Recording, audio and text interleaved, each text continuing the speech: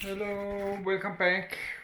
It's Friday and weekends, so have a good Friday, have a good weekend. Yes, cheers.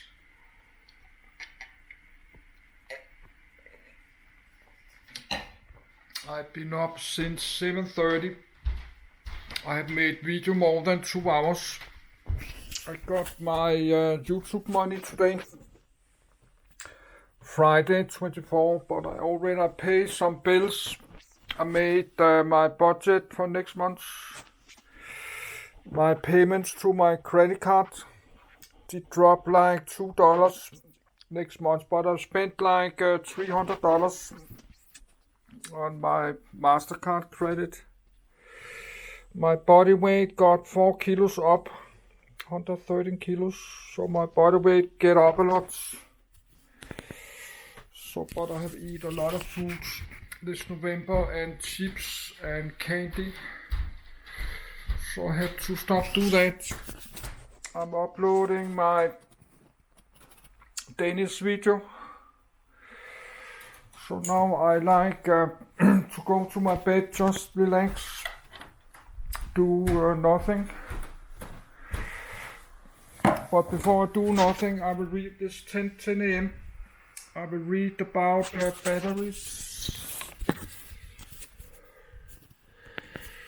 So let's do that. But I need a minute to go to my bed. I need a piece of paper.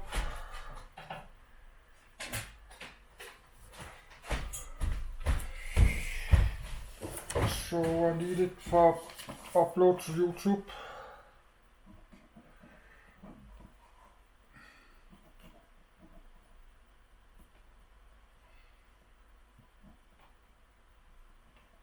History of the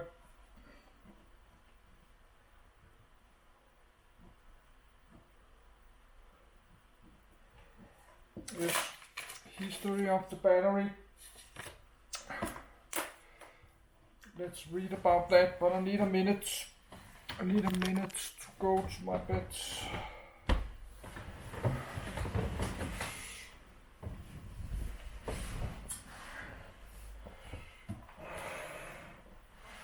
So I will just lay in my bed the whole day, whole weekend, and reading and watch YouTube.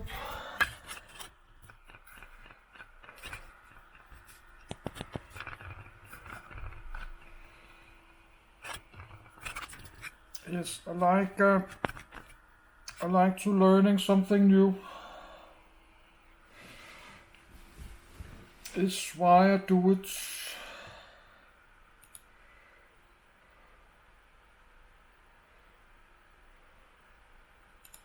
History of the battery.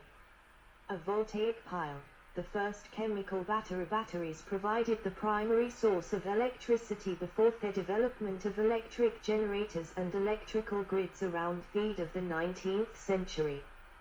Successive improvements in battery technology facilitated major electrical advances, from early scientific studies to the rise of telegraphs and telephones, eventually leading to portable computers, mobile phones, electric cars, and many other electrical devices. Students and engineers developed several commercially important types of battery. Wet cells were open containers that held liquid electrolyte and metallic electrodes. When the electrodes were completely consumed, the wet cell was renewed by replacing the electrodes and electrolyte. Open containers are unsuitable for mobile or portable use. Wet cells were used commercially in the telegraph and telephone systems.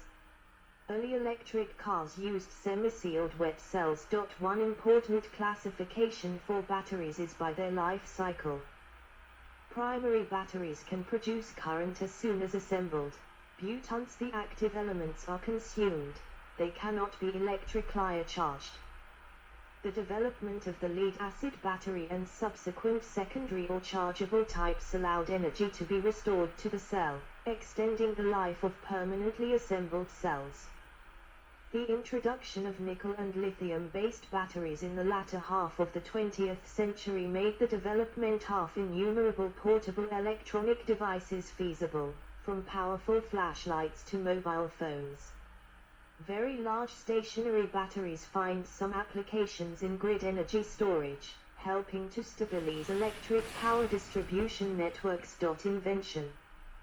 From the mid-18th century on, before there were batteries, experimenters used Leyden jars to store electrical charge. As an early form of capacitor, Leyden jars, unlike electrochemical cells, stored their charge physically and would release it all at once. Many experimenters took to hooking several Leyden jars together to create a stronger charge, and one of them, the colonial American inventor Benjamin Franklin, may have been the first to call his grouping an electrical battery, a play on the military term for weapons functioning together. 1, 2. Based on some findings by Luigi Galvani, Alessandro Volta, a friend and fellow scientist, believed observed electrical phenomena were caused by two different metals joined by a moist intermediary. Hay verified this hypothesis through experiments and published the results in 1791. In 1800, Volta invented the first true battery, storing and releasing a charge through a chemical reaction instead of physically, which came to be known as the voltaic pile. The voltaic pile consisted of pairs of copper and zinc discs piled on top of each other, separated by a layer of cloth or cardboard soaked in brine, i.e., the electrolyte. Unlike the Leyden jar, the voltaic pile produced continuous electricity and stable current, and lost little charge over time when not in use, though his early models could not produce a voltage strong enough to produce a spark. 3. He experimented with various metals and found that zinc and silver gave the best results. Volta believed the current was the result of two different materials simply touching each other, an obsolete scientific theory known as contact tension, and not the result of chemical reactions. As a consequence, He regarded the corrosion of the zinc plates as an unrelated flaw that could perhaps be fixed by changing the materials somehow. However, no scientist ever succeeded in preventing this corrosion. In fact, Weiss observed that the corrosion was faster when a higher current was drawn. This suggested that the corrosion was actually integral to the battery's ability to produce a current. This, in part, led to the rejection of Volta's contact tension theory in favor of the electrochemical theory. Volta's illustrations of his crown of cups and voltaic pile have extra metal discs, now known to be unnecessary, on both the top and bottom. The figure associated with this section, of the zinc-copper voltaic pile, has the modern design, an indication that contact tension is not the source of electromotive force for the voltaic pile. Volta's original pile models had some technical flaws, one of them involving the electrolyte leaking and causing short circuits due to the weight of the discs compressing the brine-soaked cloth. A Scotsman named William Cruikshank solved this problem by laying the elements in a box instead of piling them in a stack. This was known as the trough battery. 4. Volta himself invented a variant that consisted of a chain of cups filled with a salt solution, linked together by metallic arcs dipped into the liquid. This was known as the crown of cups. These arcs were made of two different metals, for example, zinc and copper, soldered together. This model also proved to be more efficient than his original piles. 5. Though it did not prove as popular. A zinc-copper voltaic pile. Another problem with Volta's batteries was short battery life, an hour's worth at best, which was caused by two phenomena.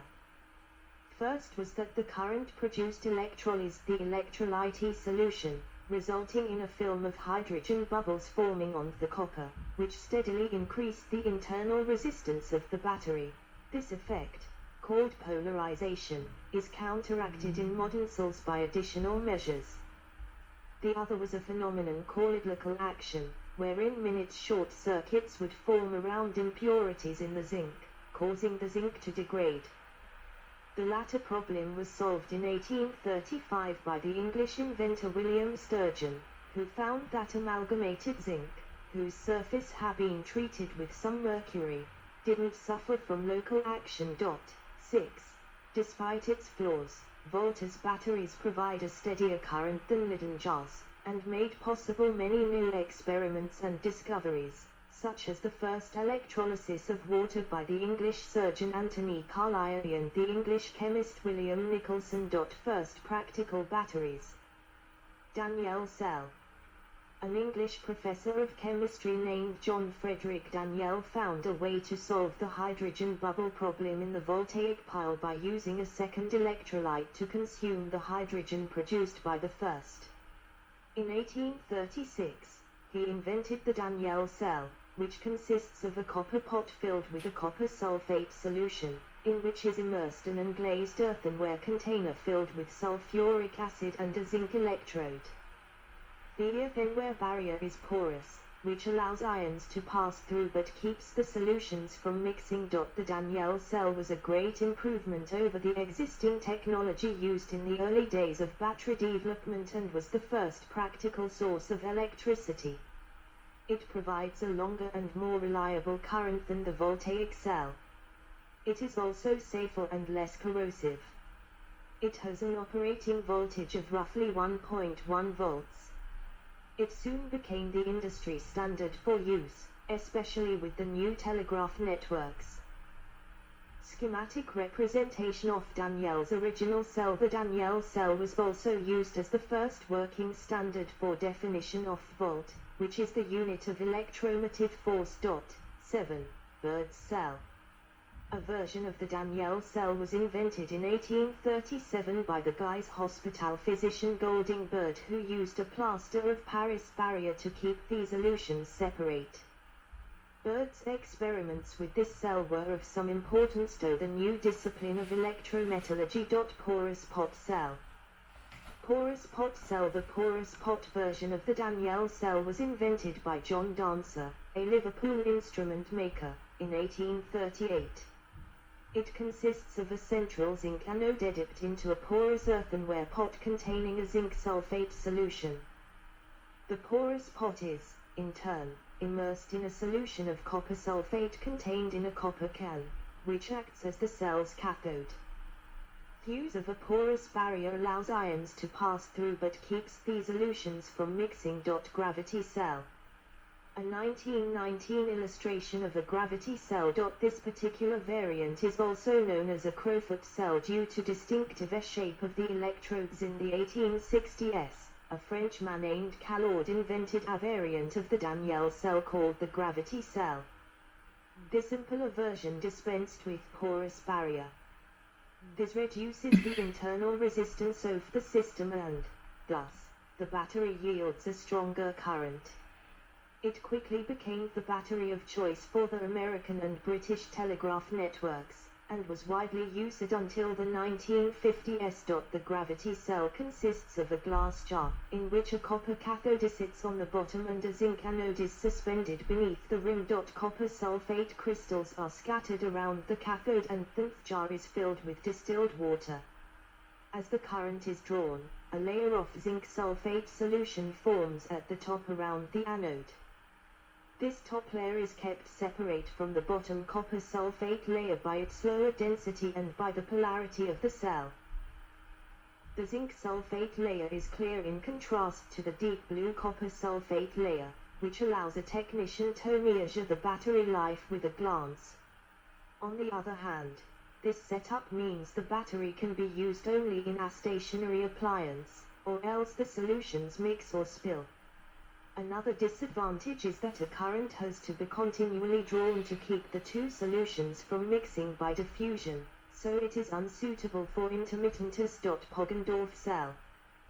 The German scientist Johann Christian Poggendorf overcame the problems with separating the electrolyte and the depolarizer using a porous earthenware pot in 1842.